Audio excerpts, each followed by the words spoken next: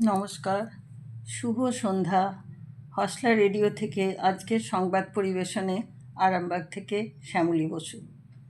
আজ 20শে শ্রাবণ 1433, 6ই আগস্ট 2026। কয়েকটি টাটকা গুরুত্বপূর্ণ খবরের শিরোনাম। সার্ভার থেকে উধাও কেওয়াইসি তথ্য। মাঝ আকাশে হঠাৎ 300 ফুট নামল বিমান। অরুণাচল প্রদেশের মুকুটে নতুন পালক। বিশ্বের নানা দেশের রাজধানী মুদ্রা ঠোঁটস্থ একরত্তির। বিমা না থাকলে পেট্রোল নয়। আগামী অর্থবর্ষেই আসতে পারে প্লাস্টিক নোট। সব শেষে থাকবে খেলার খবর। আসছি বিস্তারিত খবরে। সার্ভার থেকে উধাও কেওয়াইসির তথ্য।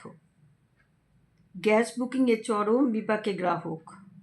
রান্নার গ্যাসের কেওয়াইসি ক্ষেত্রে নিয়ে কড়া পদক্ষেপের কথা আগেই ঘোষণা করেছে রাষ্ট্রায়ত্ত তেল সংস্থাগুলি।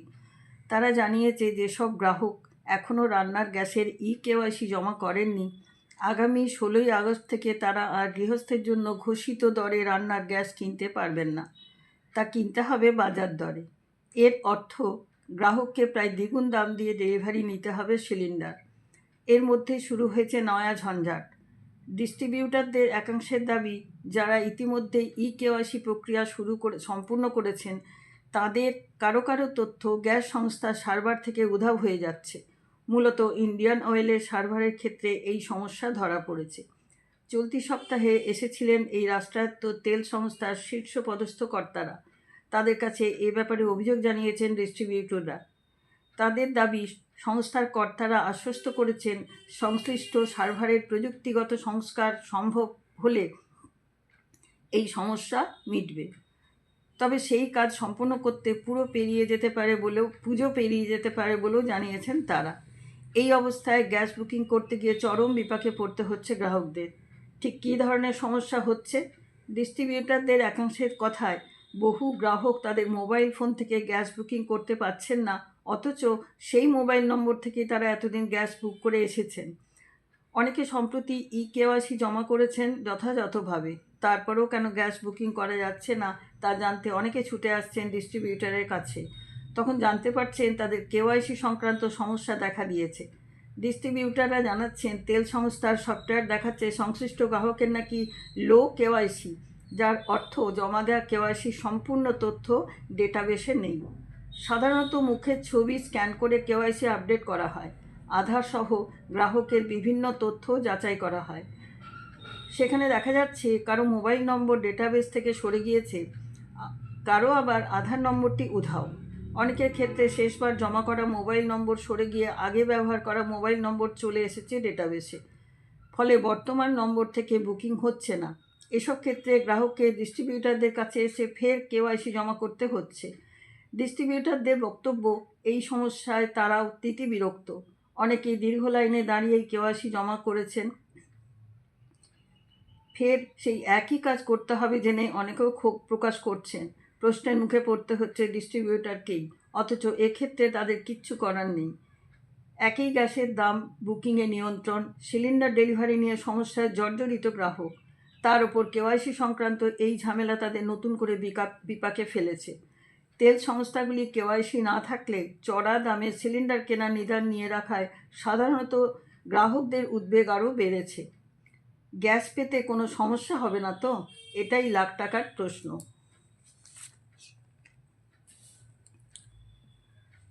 মাঝ আকাশে হঠাৎ 300 ফুট নামল বিমান, জখম 15 জন। মাঝ আকাশে হঠাৎ বিভ্রাট, তীব্র ঝাঁকুনি, টালমাটাল অবস্থা, হু হু করে নিচে নামতে শুরু করে বিমান। মঙ্গলবার সকালের এই ঘটনায় আতঙ্ক ছড়ালো ফুকেট থেকে দিল্লিগামী এয়ার ইন্ডিয়ার বিমানে। কিছু বুঝে ওঠার আগেই আহত হলেন যাত্রী ও স্ক্রু সহ অন্তত 15 জন। জানা গিয়েছে, খারাপ আবহাওয়ার কারণে আচমকা 300 ফুট নিচে নেমে যায় বিমানটি, তাতেই বিপত্তি। ওই ঘটনায় আহতদের মধ্যে রয়েছেন কেবিন ক্রু সদস্যরাও।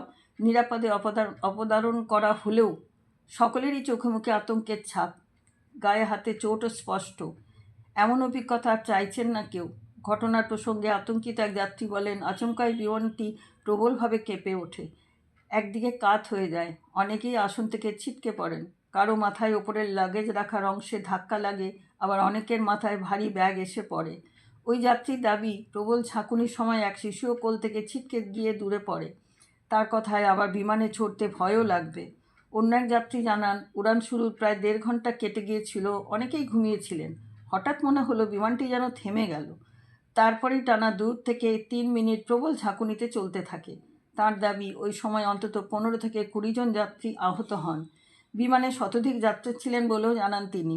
বিমানে থাকা ইতালির বাসিন্দা ভিভিয়ানা বলেন, হঠাৎ প্রবল টার্বুলেন্স শুরু হয়। আমার বোন আসন থেকে ছিটকে ওপরে উঠে গিয়েছিল। মায়ের মাথায় আঘাত লাগে। আমার মোবাইল ফোনও ছিটকে পড়ে। আমাদের পেছনের সারির কয়েকজন যাত্রী আহত হন। একজনের মুখ থেকে রক্ত বেরোতে দেখেছি। ভিভিয়ানার কথায় সেই মুহূর্তে মনে হয়েছিল আমরা আর বাঁচব না। ভয়ঙ্কর অভিজ্ঞতা। আমি কাঁদছিলাম। এখনও ঠিকমতো শুনতে পাচ্ছি না, তবে কারো আঘাতই গুরুতর নয় বলে জানিয়েছে বিমান সংস্থা এয়ার ইন্ডিয়া। সংস্থার তরফে জানানো হয়েছে, AI 2379 নম্বরের বিমানটি ফুকেট থেকে দিল্লির উদ্দেশ্যে রওনা দেয়। অবতরণের আগে কিছুক্ষণের জন্য সেটি এয়ার টার্বুলেন্সের মুখে পড়ে। এর জেরে বিমানের উচ্চতা আচমকা পরিবর্তন হয়। যদিও পরে কোনো সমস্যা ছাড়াই বিমানটি দিল্লি বিমানবন্দরে অবতরণ করে। যাদের সামান্য চোট লেগেছে তাদের বিমানবন্দরে স্বাস্থ্যকেন্দ্রে নিয়ে যাওয়া হয়। এদিকে flight tracking website flight radar 24 এর তথ্য অনুযায়ী দিল্লি বিমানবন্দরে অবতরণের কিছু আগে এয়ারবাস A320 বিমানটির উচ্চতা কমে যায়। তবে সেই ঘটনায় টার্বুলেন্সের সরাসরি সম্পর্ক রয়েছে কিনা তা এখন স্পষ্ট নয়। এয়ার ইন্ডিয়া জানিয়েছে, আহত যাত্রী ও কর্মীদের সব রকম সহায়তা করা হচ্ছে। পাশাপাশি ঘটনার তদন্তে সংশ্লিষ্ট কর্তৃপক্ষের সঙ্গে পূর্ণ সহযোগিতা করছে তারা।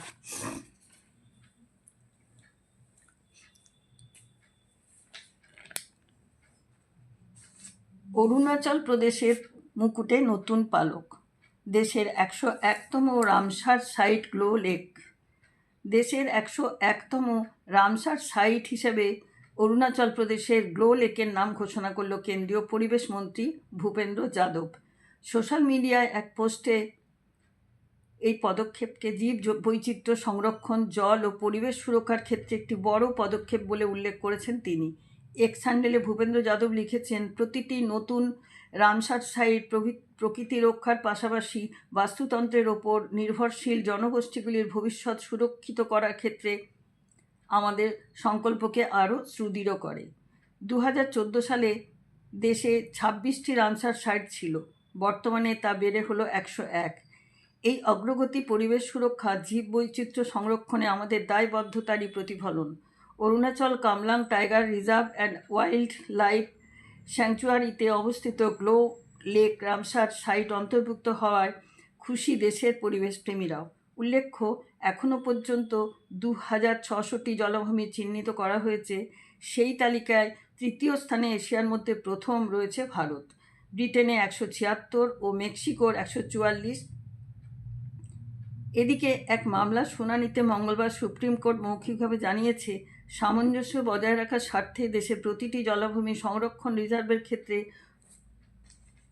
খনিজ উত্তোলন নিষেধাজ্ঞা প্রযোজ্য হবে। উত্তরাখণ্ডের রামসার সাইট আসান জলাভূমি সংরক্ষণ রিজার্ভের 10 কিলোমিটার ব্যাসার্ধের মধ্যে খনিজ উত্তোলনে এই নিষেধাজ্ঞা রয়েছে।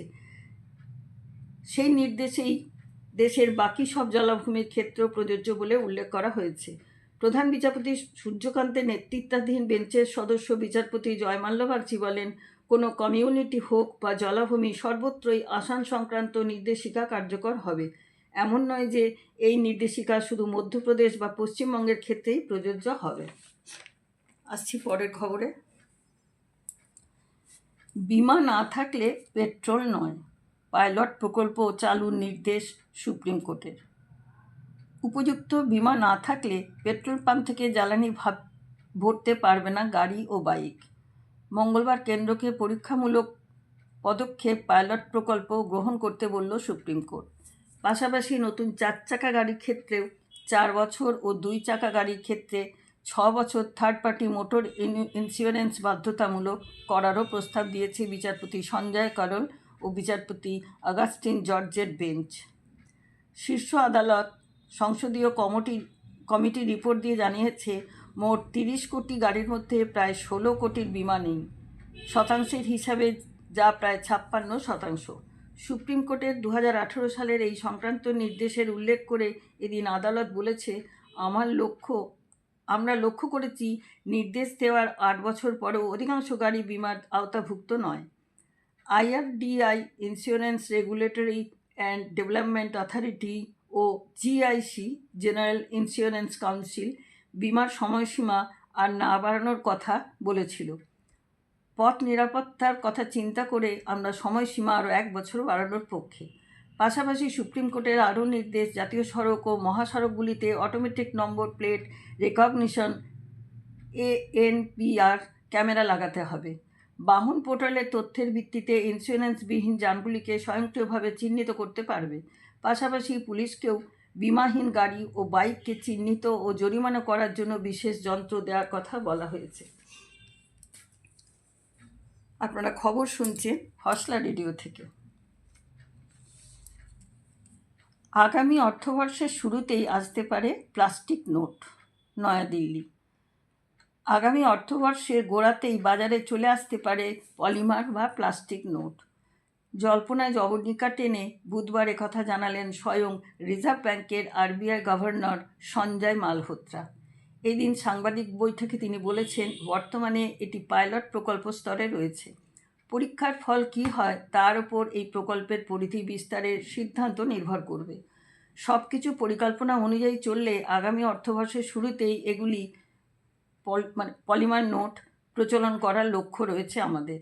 RBIকে সরকার পরীক্ষামূলক প্রয়োজনের জন্য 10 ও 20 টাকার 100 কোটি করে মোট 200 কোটি পলিমার নোট ছাপানোর অনুমোদন দিয়েছে। বর্তমানে কাগজের নোট সম্পূর্ণভাবে বদলে ফেলার কোনো প্রস্তাব নেই। প্লাস্টিক ও কাগজ উভয় ধরনের নোটই বৈধ মুদ্রা হিসেবে প্রচলিত থাকবে। RBIয়ের গভর্নর এদিন জানিয়েছেন, প্লাস্টিক নোট চালুর মূলত 2টি উদ্দেশ্য রয়েছে। প্রথম উদ্দেশ্য হলো নোটের স্থায়িত্ব বৃদ্ধি। স্বল্প আর্থিক মূল্যের এই নোটগুলির দৈনন্দিন ব্যবহার সবচেয়ে বেশি, ফলে কাগজের তৈরি নোটগুলির আয়ু কম হয়। কিন্তু বিভিন্ন দেশে 30 বছরের বেশি সময় ধরে প্লাস্টিক নোট ব্যবহার হচ্ছে। সেখানে দেখা গিয়েছে এরকম নোটের আয়ু বেশি কাগজের নোটের তুলনায় অনেক বেশি, 4 গুণ, তুলনায় 2 থেকে 4 গুণ বেশি। দ্বিতীয় উদ্দেশ্য হলো অর্থনীতির চাহিদা বৃদ্ধির সঙ্গে সঙ্গে এটি আমাদের সক্ষমতা ও বৃদ্ধি করে। এই উদ্দেশ্যগুলি নিয়েই আমরা এগিয়েছি।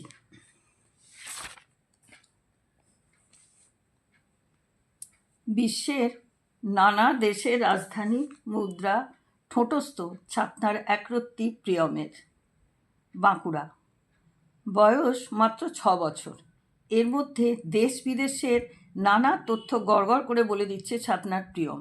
সম্প্রতি একটি টিভি চ্যানেলের জনপ্রিয় রিয়েলিটি শোয়ে প্রিয়ম চক্রবর্তী অংশ নিয়েছিল। সেখানে ওই খুদের বুদ্ধিমত্তা রীতিমতো প্রশংসা কুড়িয়েছে। এখন সেই ভিডিও ফুটেজ সোশ্যাল মিডিয়ায় ভাইরাল। এর আগে মাত্র 3 বছর বয়সে দেশের সব রাজ্যের রাজধানী অনর্গল বলে প্রিয়ম সামাজিক মাধ্যমে ভাইরাল হয়েছিল। সেবার তার ভিডিওর দর্শক সংখ্যা 2 কোটি ছাড়িয়ে গিয়েছিল। প্রিয়মের সাফল্যে ছাতনা তথা বাঁকুড়াবাসী মুগ্ধ। নেটিজেনরা ওই খুদেকে প্রশংসায় ভরিয়ে দিচ্ছেন। প্রিয়মের বাড়ি ছাতনা বাইপাসে। সে স্থানীয় একটি বেসরকারি স্কুলে 1ম শ্রেণীতে পড়ে। প্রিয়মের বাবা প্রতীক চক্রবর্তী পেশায় ব্যবসায়ী, মা সুপর্ণা গৃহবধূ। প্রতীকবাবু বলেন, ছেলের বয়স তখন সবে 2.5, তখনও সেভাবে পড়াশোনা শুরু করেনি। বাড়ির উঠোনে থাকা গাড়ির নম্বর প্লেট প্রিয়ম চোখের নিমেষে পড়ে ফেলে। একবার কোনো কিছু শুনলে দীর্ঘদিন তা মনে রাখতে পারে ও। ওই সময় থেকেই আমার স্ত্রী নানা বিষয় ছেলেকে শেখাতে শুরু করে। 1 মিনিটের কিছু বেশি সময় দেশের সব রাজ্যের রাজধানী শহরের নাম একটানা বলার ইন্ডিয়া বুক অব রেকর্ডস থেকে ছেলেকে স্বীকৃতি দিয়েছিল। সুপর্ণা দেবী বলেন, এখন প্রিয়ম বিশ্বের নানা দেশের রাজধানী মুদ্রা নামও বলতে পারে। জাতীয় পতাকার ছবি দেখে প্রিয়ম দেশের নাম বলে দিতে পারে। আমাদের রাজ্যের কবি সাহিত্যিকদের নামও তাদের রচনা প্রিয়মের ঠোঁটস্থ। দেশ ও বরেণ্য মনীষীদের নামও মুখস্থ রয়েছে ছেলের। ছোট্ট প্রিয়ম লাজুক সুরে বলছে, প্রাক্তন রাষ্ট্রপতি APJ আব্দুল কালাম আমার আদর্শ।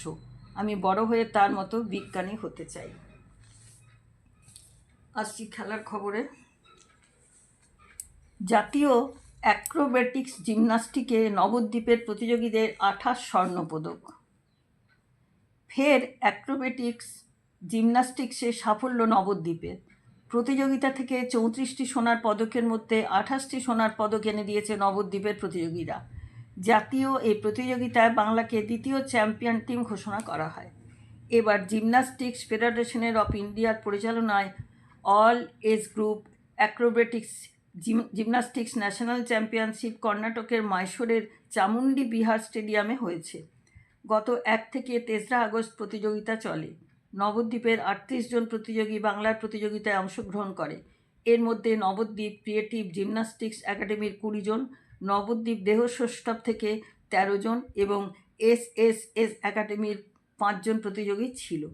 ক্রিয়েটিভ জিমন্যাস্টিক্স একাডেমির 20 জনের মধ্যে 11 থেকে 16 বছর গ্রুপে শুভদীপ পাল ও শ্রেয়সী নাথ মিক্সড পেয়ার ইভেন্টে 1টি করে সোনা পায়। সিনিয়র বিভাগে মেন্স গ্রুপে রাহুল মাঝি, প্রদীপ দেবনাথ, স্বর্ণদীপ ভট্টাচার্য ও মোহাম্মদ মৈনাক মনসুর 1টি করে রূপো ও ব্রোঞ্জ পদক পায়। এছাড়াও 13 থেকে 19 ওমেন্স পেয়ার ইভেন্টে মেঘা কর্মকার ও সৃজা দাস 2টি করে সোনা ও রূপো পায়। একই বিভাগে মেন্স গ্রুপ ইভেন্ট রাজদীপ কর্মকার, অর্জুন দেবনাথ, শুভম ঘোষ ও রনিত দাস 1টি করে রূপোর পদক জয়লাভ করে। সিনিয়র বিভাগের ওমেন্স গ্রুপে অনুশ্রিতা ভট্টাচার্য, দেবস্মিতা সরকার ও মামনি কুণ্ডু 1টি করে সোনা ও রূপোর পদক পেয়েছে। এই গ্রুপে মিক্সড পেয়ার ইভেন্টে আন্তর্জাতিক খেতাবজয়ী রায়না মজুমদার ও অঙ্কুশ কর্মকার জুটি 3টি স্বর্ণপদক এবং 1টি করে রূপোর পদক জেতে। মোট 20 জনের দল 15টি সোনা ও 17টি রূপো ও 4টি ব্রোঞ্জ পদক অর্জন করে। নবদ্বীপ দেহস্রষ্টাবের শুভম মণ্ডল ও শুভম দেবনাথ 11 থেকে 16 মেন্স পেয়ার ইভেন্টে 1টি করে সোনার পদক পায়। 12 থেকে 18 বছর বিভাগে ওমেন্স পেয়ার ইভেন্টে মনীষা দেবনাথ ও অঙ্কিতা ঘোষ 1টি করে সোনার পদক জেতে। 13 থেকে 19 জুনিয়র বিভাগে মেন্স গ্রুপ ইভেন্টে আদিত্য দাস সাহেব দেবনাথ, প্রদীপ ঘোষ ও অরিত্র ঘোষ 1টি করে রূপো ও 2টি করে ব্রোঞ্জ পদক জিতেছে।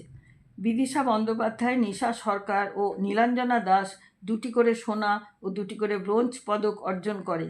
13 জন অংশগ্রহণ করে মোট 10টি সোনা ও 7টি রূপো এবং 11টি ব্রোঞ্জ জয় করেছে।